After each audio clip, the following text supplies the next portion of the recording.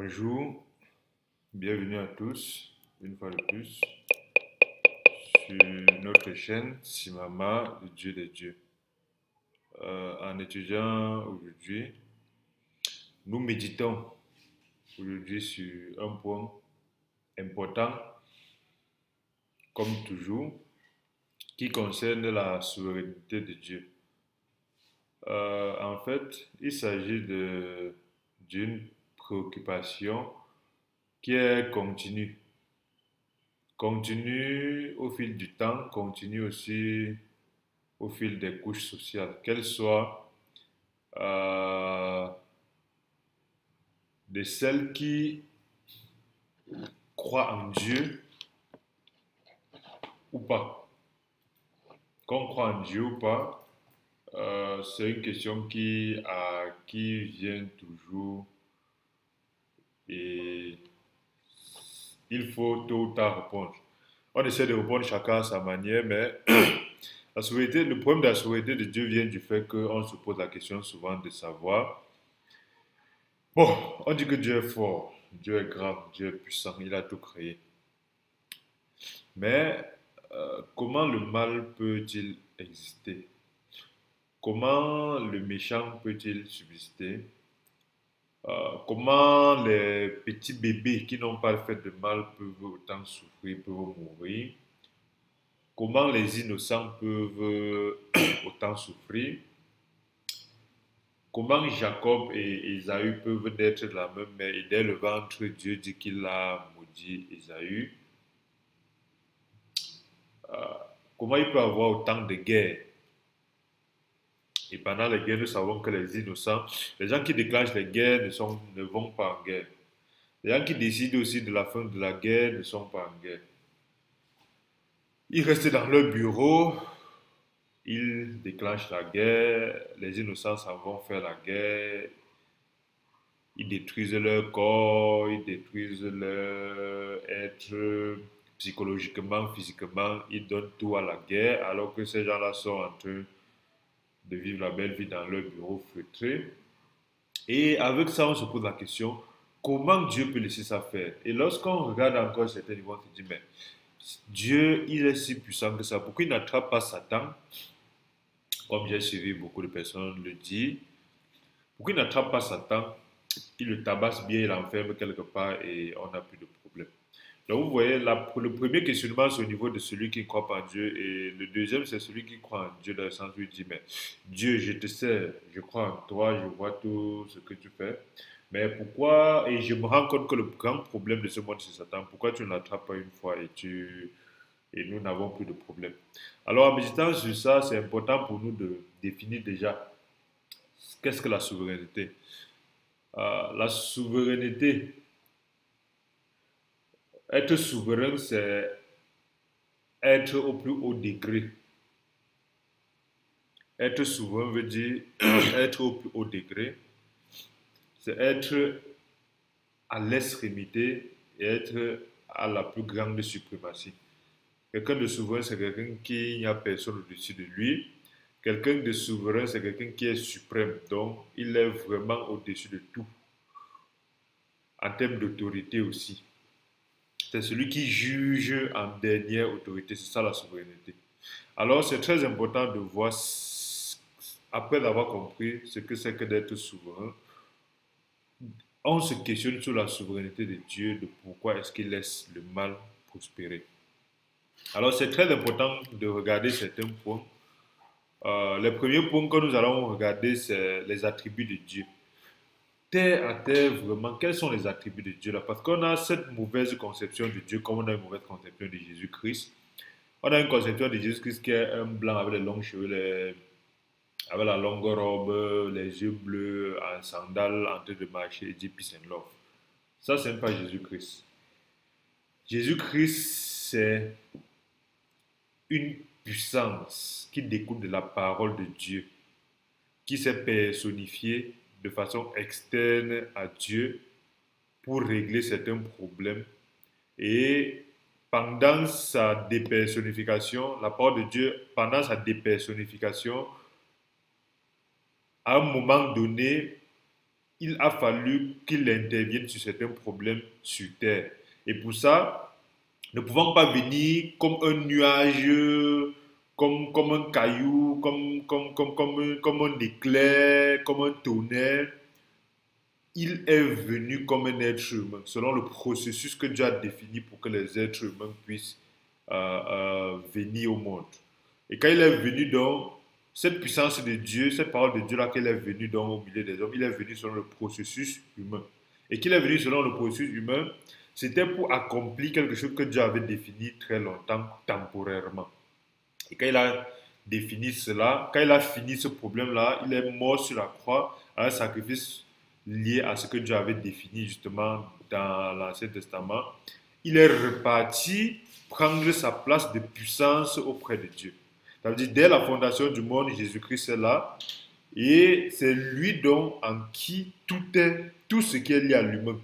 Parce que l'univers n'est pas seulement lié à l'humain, heureusement ou malheureusement.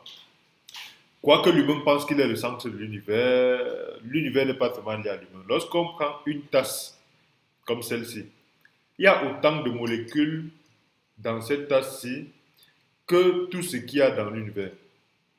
Mais l'homme va penser que la tasse n'est pas importante, c'est lui qui est important, ainsi de suite. Ça veut dire quoi? Ça veut dire, autant que vous voyez qu'on peut quitter de la Terre, aller dans l'espace, après on arrive, on voit les planètes, après on voit le Soleil, après on voit d'autres galaxies, ainsi de suite. Autant on peut rentrer en allant infiniment plus petit. Lorsqu'on s'en va infiniment plus petit, on se rend compte qu'en descendant en deçà de l'atome, des neutrons, et ainsi de suite, plus on descend, plus on se rend compte que les choses deviennent aussi grandes que dans l'espace. C'est pour ça que, en fait, la physique cherche ce qu'on appelle la théorie de la grande unification. C'est une théorie qui permet de lier l'infiniment grand à l'infiniment petit. Ça veut dire, imaginez tout simplement que tu ne fais que, quand tu ne fais que, si tu prends quelque chose, tu dis quelle est la plus petite partie de ça. Quand tu trouves, tu entres encore dans la plus petite partie de ce que tu as trouvé, ainsi de suite. Tu descends comme ça, tu vas te retrouver dans l'infiniment petit. Pour ceux qui ont déjà vu le film Ant-Man, Ant-Man, c'est un film de Marvel, je crois, où il y a un super-héros qui devient la fourmi. Non, il ne devient pas la fourmi, mais il devient petit. Puis s'il devient petit, il entre à l'intérieur. Ça veut dire, dans un grain de sable, il y a on peut trouver autant de matière que dans l'univers. Donc avec ça, c'est pour, quand le cerveau imagine ça, donc c'est pour effacer déjà cette vision de penser que nous sommes tellement importants que tout doit être selon nous. Parce que si on ne comprend pas ça, on ne va pas comprendre la souveraineté de Dieu. Parce que justement, nous aussi, nous avons pris la souveraineté de Dieu parce que nous lions Dieu à notre monde, à nous. Or, notre monde n'est qu'une petite partie. Les yeux ne voient qu'une petite partie. Les oreilles n'entendent qu'une petite partie. Les narines ne qu'une petite partie. Et la peau ne perçoit qu'une petite partie. Et le cerveau lui-même n'imagine qu'une petite partie. Une très très petite partie. Si on pouvait mélanger à tous ces sens-là ce que les animaux suivent, perçoivent, ce que les plantes perçoivent, ainsi de suite, vous voyez que nous devrons vraiment nous rendre compte que le monde vraiment est extrêmement grand et ne tourne pas au niveau de la race humaine. C'est pour ça que la race humaine veut lier Dieu à l'ensemble de son fonctionnement. Et c'est pour ça qu'on oublie donc justement les attributs de Dieu. Un des premiers attributs de Dieu, c'est qu'il est omnipotent. Ça ne change pas, ça ne dépend pas de la définition de l'homme. Ce n'est pas le jour que l'homme comprend que Dieu est omnipotent, que Dieu est omnipotent. Non, Dieu peut tout. Qu'on le comprenne ou pas, qu'on soit d'accord ou pas, qu'on sente ou pas, c'est une question, ce n'est pas lié à nous. Donc, il n'y a pas une métrique en nous qui permet à la fin de dire que oui, comme tu as bien vu là, alors c'est vrai que Dieu est omnipotent. Non, Dieu est omnipotent. On appelle ça en mathématiques des axiomes, qui sont des règles de base sur lesquelles on utilise pour inférer, pour raisonner en fait. Donc,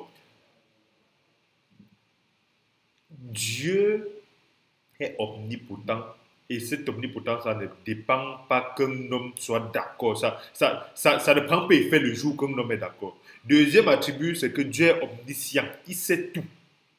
Donc, c'est pas parce que l'homme, dans son raisonnement, a vu une partie qu'il pense que Dieu n'a pas tenu compte de ça, que ça veut dire que ça retire quelque chose à l'omnipotence de Dieu. Ça veut dire quoi? Ça veut dire, dans mon raisonnement, je peux regarder ma vie, je regarde ce qui arrive dans l'histoire, dans la société. Je me dis que mais telle partie semble être une partie que Dieu aurait pu savoir. C'est pas parce que je raisonne comme ça que ça veut dire en fait que ça remet en cause l'omniscience de Dieu. Non, ce sont des axiomes. Dieu est omniscient. Aussi, un autre attribut de Dieu, nous parlons justement, pour comprendre la souveraineté de Dieu, il faut parler des attributs. Parce que regardons les présidents du monde. Si on ne comprend pas les attributs d'un président, on ne peut pas comprendre sa souveraineté. Regardons le président de notre pays. Si on pense seulement que c'est monsieur X, il habite dans tel palais et il prend les décisions, c'est un peu vague.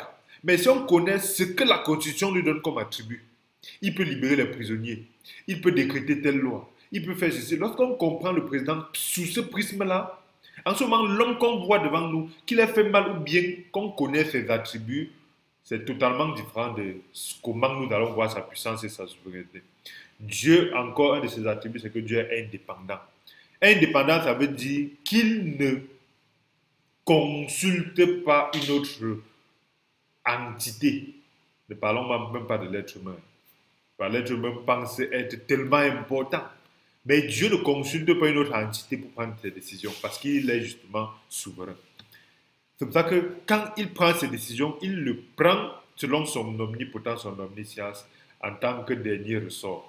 Donc, ce n'est pas l'homme parce que l'homme a compris ou pas qu'il va te dire Dieu est indépendant, Dieu, parce que je regarde Satan a fait telle chose, l'humain a fait telle chose, en ce moment, est-ce que Dieu, non, Dieu est indépendant et ce qu'il fait ne dépend pas de ce que nous comprenons ou pas. Alors, ce sont ces attributs-là qui font de Dieu un Dieu souverain.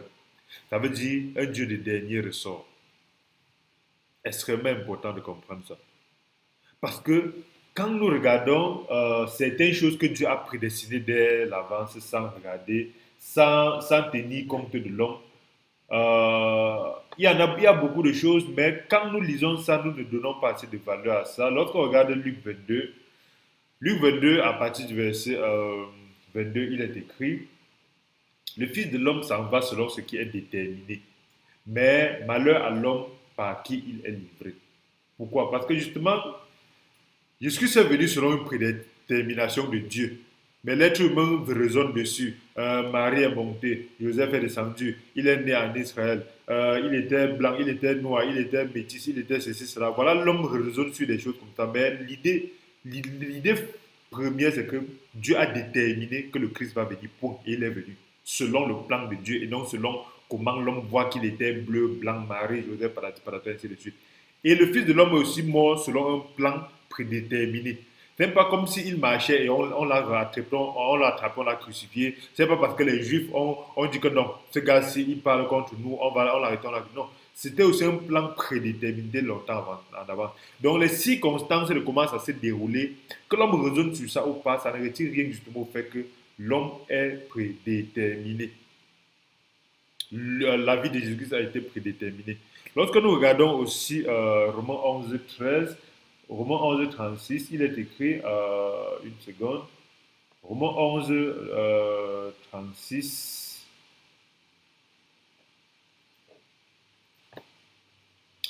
il est écrit, c'est de lui, par lui et pour lui que sont toutes choses. À lui la gloire dans tous les siècles. C'est par lui, ce n'est pas par l'homme. Et c'est pour lui, ce n'est pas pour l'homme que sont toutes choses. On n'a pas dit une partie, on a dit toutes choses.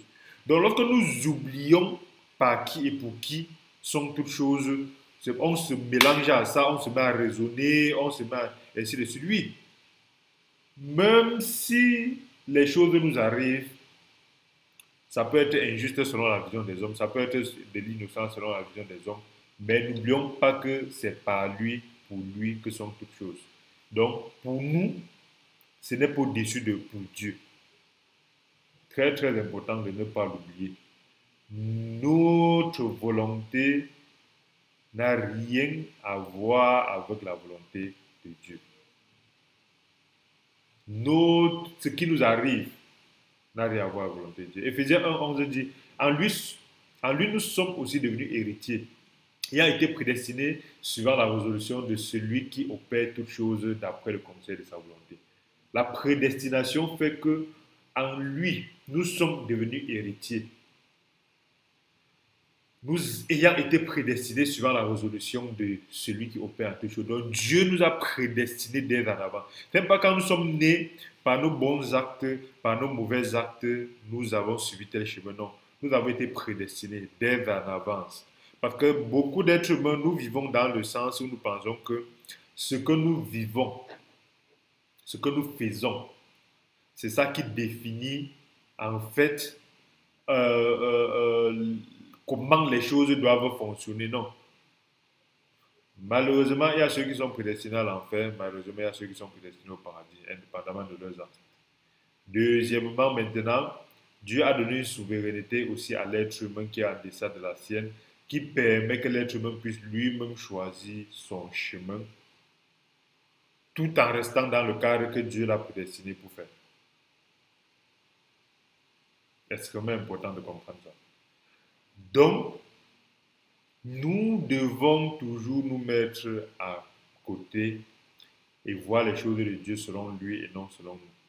Parce que lorsque nous regardons les choses de Dieu selon nous, nous lions tout ce que Dieu aurait pu faire, aurait dû faire selon notre entendement. Or, notre entendement n'est pas exactement ce dont n'est pas n'est pas le dernier recours. Ce n'est pas le dernier recours. Donc, c'est très important de comprendre ça. Parce que Dieu, lui, dans sa souveraineté, laisse certaines choses arriver. Pas parce qu'il n'est pas omnipotent, pas parce qu'il n'est pas omniscient, pas parce qu'il n'est pas souverain, mais parce qu'il est tolérant. Et c'est quoi la tolérance? La tolérance, c'est justement la capacité de permettre ce qu'on ne veut pas. Ça veut dire quoi? Ça veut dire on sait que telle chose est mal. Dieu sait que telle chose, je ne veux pas. Mais la tolérance, c'est la puissance de pouvoir, malgré le fait qu'on sait que telle chose est mal, de laisser ça se passer parce qu'on sait que si on combat cette chose-là, on va faire plus de mal que de laisser ces choses prospérer. C'est ça la tolérance. Ça veut dire quoi? Dieu est tolérant parce qu'il voit le mal, sachant que s'il détruit ce mal-là, ça va faire plus de mal.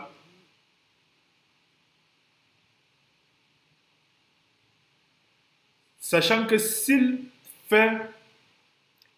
détruit ce mal-là, ça va faire plus de mal que le mal-là ne faisait. Parce qu'en réalité, regardez, l'être humain est fondamentalement mauvais. Il n'y a pas à dire. Ça veut dire, à travers l'éducation, on peut faire l'hypocrisie, on peut ne pas être convaincu, à travers... Parce que ce qui masque la méchanceté de l'être humain, c'est l'éducation.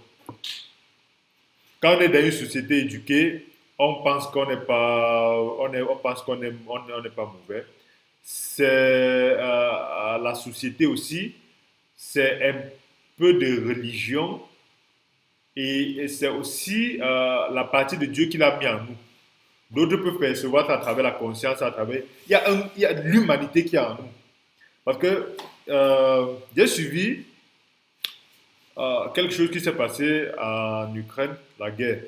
Donc, au front, en Ukraine, quand nous sommes l'homme de l'Ukraine, chacun sort sa bouche, il parle, mais il ne sait pas que depuis des mois, 24 heures sur 24, il y a des personnes qui meurent quelque part parce qu'on est en train de les bombarder de part et d'autre. Je ne parle pas de l'Ukraine, je parle de la guerre entre des êtres humains. Parce que soit la Russie, que soit la Russie, que soit les Ukrainiens sont des cons. Alors, il témoigne en disant qu'au front, tant côté ukrainien que côté russe, il y a des bombardements 24 heures sur 24, au point où même quand quelqu'un meurt,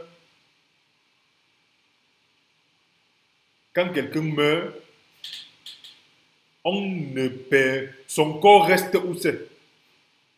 Parce que personne ne peut aller même récupérer. C'est-à-dire, si on lance un obus, nous sommes dit, si on lance un obus ici, ça nous tue. Les autres à côté n'ont même pas le droit de venir voir, venir nous récupérer pendant des jours et des jours, justement parce que les bombardements ne s'arrêtent pas. Et il disait, en fait, à un moment donné, au côté ukrainien comme côté russe, ceux qui sont en train de bombarder ne reçoivent pas d'ordre de la hiérarchie.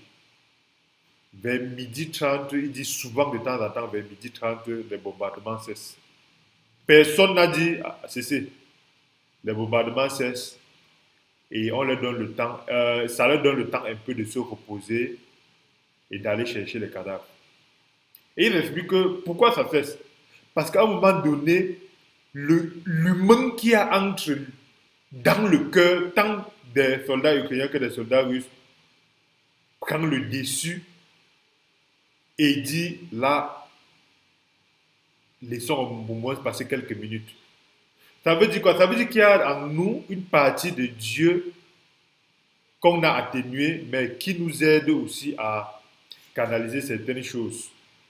Mais nous sommes fondamentalement méchants, justement, et c'est ça qui permet que, lorsqu'on dit que Dieu devrait laisser Satan, Dieu devait arrêter Satan et nous laisser vivre la vie. Pensez, généralement, l'être humain est même plus méchant que Satan. Parce que Satan, justement, Satan, en réalité, n'a jamais combattu Dieu. Il n'y a pas un endroit où Satan combat Dieu. Parce qu'il sait. Un chien ne combat pas son maître. Un chien peut aboyer sur les enfants du maître, essayer de les mordre, tout. Mais un chien ne combat pas son maître. Ça n'existe pas. Il n'y a aucun endroit où Satan combat Dieu. Satan lui-même sait exactement que Dieu est puissant. Mais l'être humain ne sait pas que Dieu est puissant. Pour l'être humain, Dieu n'existe même pas. Pour l'être humain, Dieu n'est pas souverain. Satan sait que Dieu est souverain. C'est pour ça qu'on dit que quand les fils de Dieu viennent, Satan lui aussi vient. Satan fait fils de Dieu. Et quand il vient, le gars connaît sa place. Il ne vient pas en tapant la poitrine que non.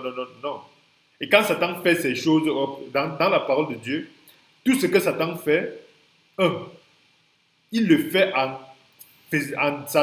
s'arrangeant à faire ça derrière Dieu. Il ne vient pas frontalement. Même quand il est parti voir Ève, il n'est pas venu quand Dieu était là, ainsi de suite. Même dans Job, Satan touche Job par rapport au fait que Dieu lui a donné la capacité de faire. Donc il n'y a pas une autonomie où Satan pense que non, je suis grand comme Dieu. Il connaît sa place, mais l'être humain ne connaît pas. Donc, comment celui-même que vous pensez être le plus méchant, lui-même respecte Dieu, vous ne respectez pas Dieu, vous pensez que vous êtes mieux que lui. Non. L'être humain est fondamentalement plus méchant que Satan. Ça, c'est ma conception. Alors, parce qu'il y a une parole dans Jacques qui dit, vous pensez que vous craignez Dieu, les démons aussi croient et tremblent. Bon, je vais regarder ça dans Jacques. Alors, c'est très important de regarder pour voir justement que la tolérance de Dieu n'est pas une preuve de non-souveraineté. La tolérance de Dieu, c'est parce qu'il sait que le mal que vous dites qu'il doit retirer là, s'il retire ça, ça va faire plus de mal que si il l'avait laissé ce mal-là. Satan permet à l'être humain de se canaliser. Parce que si Satan n'est pas là, l'être humain, à le même jour, l'être humain se détruit. Est-ce que vous savez qu'aujourd'hui, l'être humain a, à travers les bombes nucléaires, la capacité d'effacer la race humaine? Il suffit juste qu'un jour, quelqu'un s'énerve et pas appuyer sur un bouton là. La race humaine s'efface ça. Il n'y a pas de... On dit s'efface parce que Tchernobyl, depuis que Tchernobyl avait explosé, jusqu'aujourd'hui, l'endroit où Tchernobyl est, personne n'habite là-bas parce qu'il y a tous les rayons radioactifs.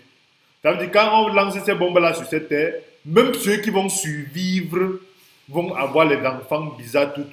Et ces enfants ne pourraient pas se reproduire. Et dans une génération, la race humaine est finie. Vous pensez que Satan ne peut pas éteindre la race humaine? C'est impossible. Parce qu'il n'a pas cette capacité-là. Parce que la race humaine est une race au-dessus de lui. Dieu a créé la race humaine plus faible, mais plus puissante que les anges. Ça veut dire que les anges ne peuvent pas éteindre la race humaine, mais la race humaine elle-même peut s'éteindre. Et vous pensez que Dieu doit retirer Satan pour que vous vous éteigniez? Non. Non et non. Donc, la tolérance de Dieu, même sur certaines choses, c'est parce qu'il sait que s'il fait justement du mal, s'il retire le mal dont nous pensons qu'il doit retirer là, ça va faire plus de mal que ce que nous ne pensons. Donc Dieu fait ce qu'il veut parce qu'il est parfait. Parce que c'est nous qui sommes avec Satan, incapables de faire ce que nous voulons. C'est nous qui ne pouvons pas faire ce que... En réalité, l'être humain, c'est nous qui pensons que nous connaissons que Dieu, mais nous ne connaissons rien. Nous connaissons rien tant parce que nous sommes limités en tout.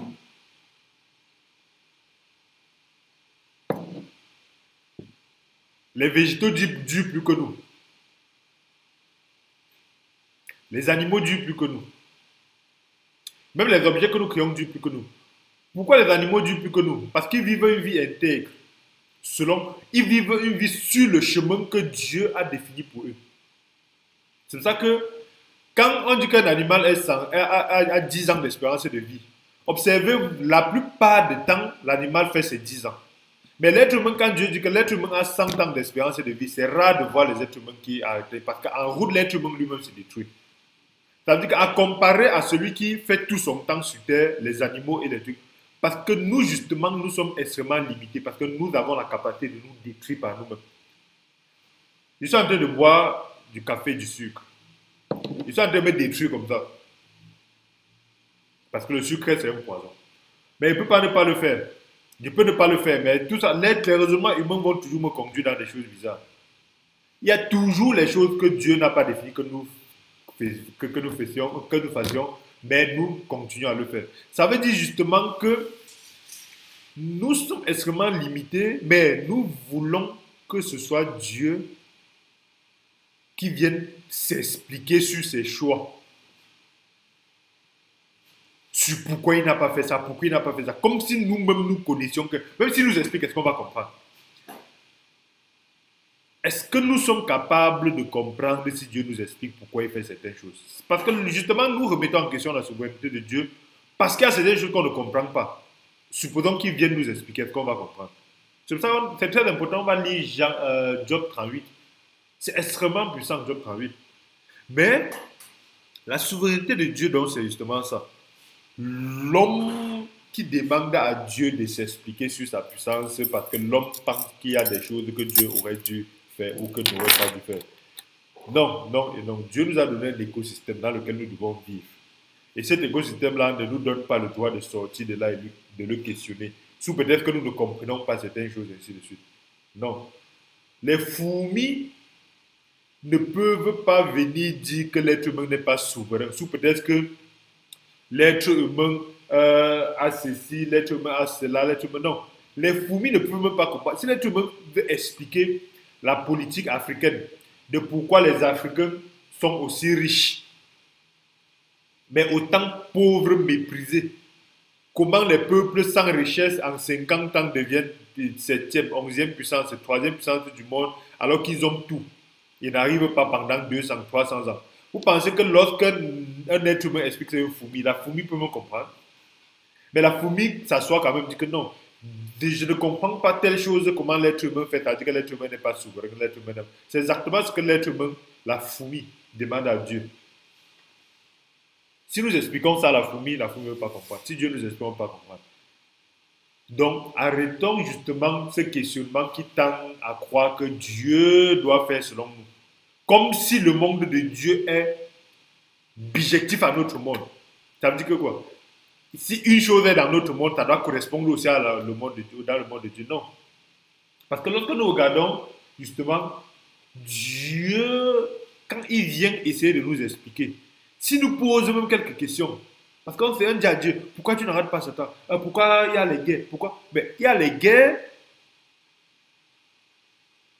parce que vous n'arrivez pas à être humain vous-même à vous mettre à jour.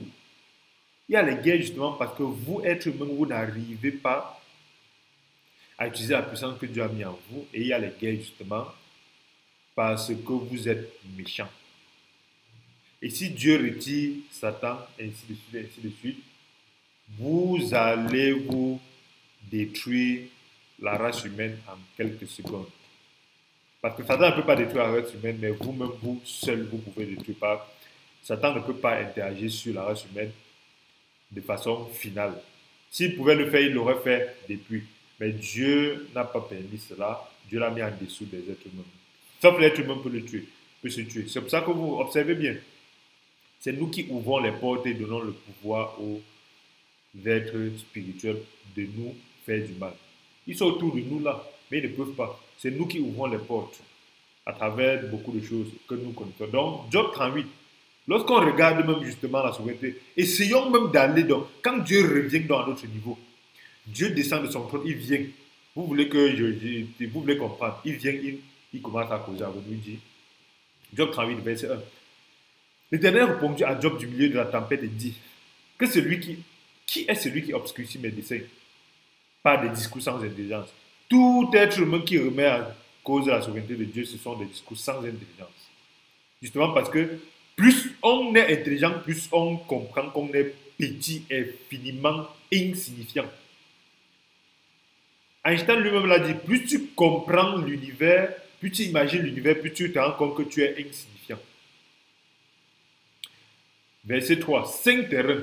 Donc comme tu es un homme, 5 terrains, comme un vaillant homme, viens, je vais t'introduire, tu vas m'excuser. C'est Dieu qui dit, Dieu descend à notre niveau, donc causons. Vous voulez que prouve que je suis souverain. Où étais-tu quand je fondais la terre? Dis-le si tu as l'intelligence. Aucun homme ne peut dire où il était, où la race humaine était quand on fondait la terre. Ça veut dire, même dans les élucubrations de ceci, cela, ils vont te dire que la terre, il y a eu le Big Bang. On te dit, il y avait quoi? Oui, grand professeur, il y avait quoi avant le Big Bang? Ils vont pas te dire. Le Big Bang, c'est quoi? Ils vont te dire des explosions ou les trucs qu'on fait, tu vas dire, bon, tu étais là. Quel fait donné qui te permet de dire ça? Est-ce que c'est la seule explication qu'on peut donner à ce que tu dis là? Et ainsi de suite, ainsi de suite. Ils ne vont pas te dire, mais ils vont te faire croire qu'ils étaient là. Et au point de te remettre en cause de Dieu qui a fait ça. Où était l'être humain qui remet en cause la souveraineté de Dieu lorsque Dieu fabriquait la terre et l'univers? Personne ne peut le dire, sauf Dieu. Verset 5. Qui a fixé les dimensions, le sais-tu? Ou qui a étendu sur elle le cordeau? Qui a fixé la dimension de l'univers? Sur quoi ces bases sont-elles appuyées? Ou qui a posé la terre à la pierre angulaire alors que les étoiles du matin éclataient en chant dans les Grèces et que tous les fils de Dieu poussaient des cris de joie? C'est-à-dire que l'humanité était créée, il y avait des fils d'autres personnes avant. Ceux-là ne demandent pas la souveraineté de Dieu, c'est vous qui avez été créés hier qui demandez la souveraineté de Dieu. Pourquoi Dieu a créé les races? Pourquoi Dieu a fait que ceci, cela? Pourquoi Dieu a fait que l'Afrique soit pauvre? Pourquoi Dieu a fait que Dieu... Verset 8. Qui a fermé la mer avec les portes quand elle s'élançait du sein maternel? Quand je fis la nuée son vêtement et obscurcis ses langes, quand je lui imposais ma loi et que je lui mis les barrières sur les portes. C'est l'être humain qui demande tellement que Dieu lui prouve sa souveraineté là. Est-ce que vous avez déjà imaginé un jour que si Dieu lâchait un peu seulement sur les choses qu'il fait, vous n'allez pas vous en sortir? Imaginez un peu seulement que Dieu lâche la mer pour que la mer se verse sur le continent. Pensez-vous que tous vos raisonnements, vos puissances, votre science, votre gueule, vos armes nucléaires, là, si Dieu lâche seulement ce petit effet-là, quand vous regardez les tsunamis seulement, ce n'est que sur une petite partie. Vous pensez que si Dieu laisse que la mer, puisque justement, la partie émergée de la terre, c'est moins de 10% de la surface de la terre. Vous pensez que 90%, c'est resté où il est là, parce que c'est tout. Si Dieu lâche, que fait 90% là, submerge les 10%. Vos raisonnements, votre philosophie, votre science, ça va intervenir exactement à quel endroit pour vous sauver. Donc aujourd'hui, Dieu nous maintient en vie comme quelqu'un qui n'avait pas respiré, mais qu'on lui fixe l'oxygène dans les narines. Mais il gueule quand même, comme si il peut s'en sortir si Dieu retire cet oxygène-là. C'est très très important de se méfier. Qu'il y a déjà les choses de base que Dieu fait, qui sont extrêmement puissantes pour nous maintenir en vie, avant de venir sortir la bouche sur la souveraineté de Dieu. S'il veut donc vraiment vous lâcher, regardez seulement de temps en temps quand un petit truc lâche, l'être humain commence à pleurer, la petite Covid, qui n'est qu'un rhume. Le monde a éternué. Pendant 2 ans, on n'a plus respiré. Vous pensez que c'était un vrai virus là? En ce moment, vous allez vraiment voir l'omnipotence, comparer votre omnipotence, votre omniscience avec l'omnipotence de Dieu, l'omniscience de Dieu. Vous allez voir pour qui est plus puissant.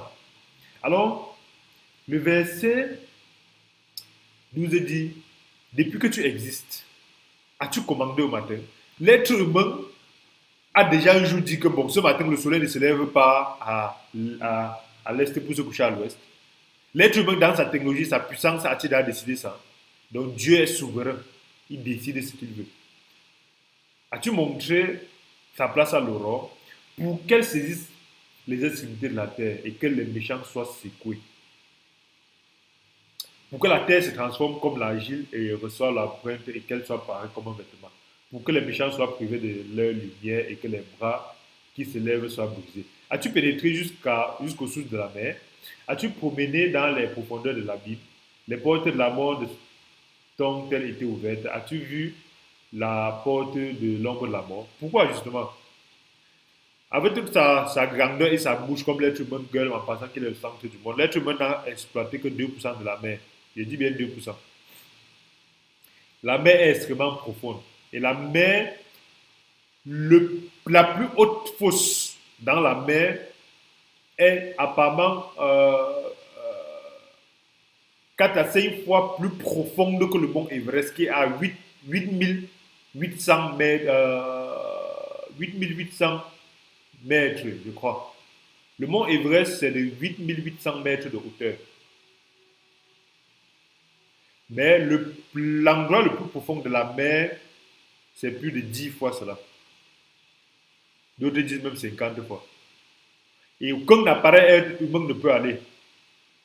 Parce que la pression ne permet pas qu'un objet de fabrication humaine, ne parlons pas d'un être humain, qu'un objet de fabrication humaine, c'est-à-dire même les sous-marins que nous voyons dans la mer qui font 30 ans dans la mer là, il y a des endroits de la mer où le sous-marin ne peut pas traverser, ne peut pas passer. Il y a des profondeurs. Donc ça veut dire l'être humain qui gueule là, même seulement sa planète, il ne connaît pas encore toute sa planète. Mais il demande quand même à Dieu des comptes. Dieu lui dit, est-ce que tu connais même exactement les endroits sur cette terre-là où je t'ai mis pour venir me demander pourquoi je fais ça, pourquoi. Si je t'explique que c'est par rapport à telle chose qui est dans la mer que je laisse le mal se passer, qu'est-ce que tu vas dire? Puisque dans la mer, il y a ce qu'on appelle, il y a les mondes comme ceux-ci, les pandémonium, qui est le monde justement des êtres spirituels qui, dans le déluge, les demi-anges, les anges déchus, dans le déluge, Dieu les a condamnés dans la mer et ils ne peuvent plus sortir. Mais l'être humain s'en va souvent faire le pacte là-bas pour prendre les pouvoirs pour venir en chilipiner d'autres. Mais ça aussi, ce sont des choses fondamentalement qui font que nous ne connaissons pas tout.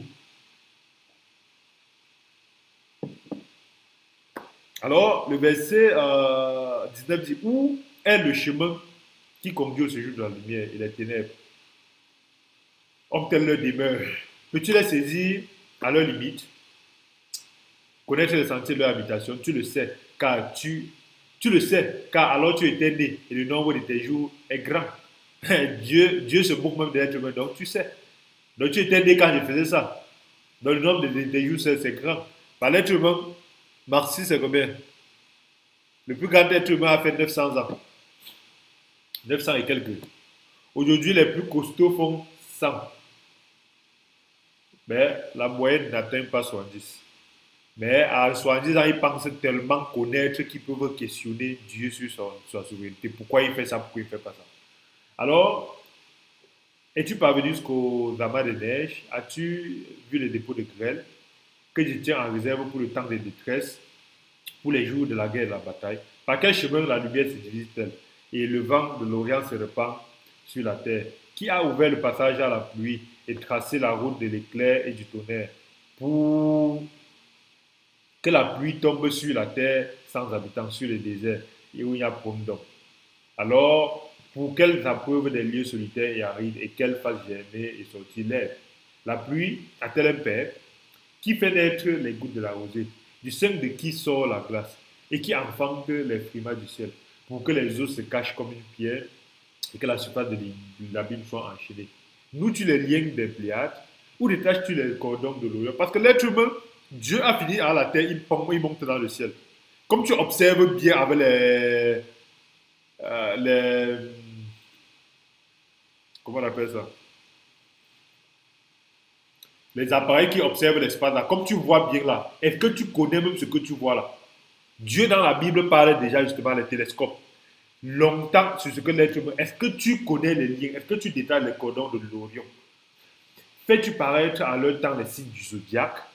Conduis-tu la grande ours avec ses petits? Connais-tu les lois du ciel? Si les lois de la terre ne passent. Règles-tu le pouvoir sur ton pouvoir sur la terre? Ça veut dire que les lois du ciel ont le pouvoir sur la terre. Et c'est ce que les Égyptiens ont compris. Parce que quand vous regardez, les Égyptiens, justement, tout ce qui est fait dans le monde des vivants en Égypte était mappé dans le monde de l'espace. C'est ça la direction des pyramides, la forme des pyramides, comment le soleil frappe, et ainsi de suite, beaucoup de choses. Et bien, ces choses-là, même avec ça, aujourd'hui, l'être humain gueule, alors que même la connaissance des anciens n'ont pas. Mais aujourd'hui, Dieu dit, même lorsque tu connais, est-ce que tu connais les lois du ciel? Est-ce que tu connais son pouvoir sur la terre? Élève-tu la voix jusqu'aux nuées pour appeler à toi les torrents d'eau? Lances-tu les éclairs? Partent-ils? Te disent-ils, nous voici? Les éclairs. C'est Dieu qui lance les éclairs. Donc, voir un éclair, on doit comprendre que Dieu qui le lance est souverain. Parce que je ne peux pas le faire. Je ne peux pas comprendre pourquoi il le fait et comment il le fait. Qui a mis la sagesse dans le cœur et qui a donné l'intelligence à l'esprit? Il revient encore dans le... Parce que le cerveau est un point de jonction entre l'infiniment grand et l'infiniment petit. Voilà comment Dieu revient. Il a parlé de la terre, l'environnement terrestre. Il a parlé de l'espace. Il revient maintenant dans le cerveau pour dire qui a donné la sagesse dans le cœur, qui a donné l'intelligence à l'esprit. Qui peut avec sagesse compter les nuages et verser les outres des cieux pour que la poussière se mette à ruisseler et que les mots de la terre se collent ensemble. Plus de 50 questions que Dieu pose qu'aucun être humain ne peut répondre. Mais l'être humain vient parler de la souveraineté de Dieu. Dieu est puissant et il n'a pas à nous expliquer pourquoi il fait ces choses. Nous n'avons pas pensé que c'est le jour que nous allons comprendre qu'on va dire ah Dieu c'est vrai, tu es puissant, tu es omnipotent. Non. Alors c'est très important pour nous de ne jamais l'oublier et de comprendre que Dieu est Dieu indépendant de nous. Arrêtons de penser que notre Père doit nous expliquer pourquoi il prend les décisions. Nous-mêmes, notre Père terrestre n'a pas à nous expliquer pourquoi il prend les décisions pour notre avenir, pour notre bien. Combien de fois Dieu?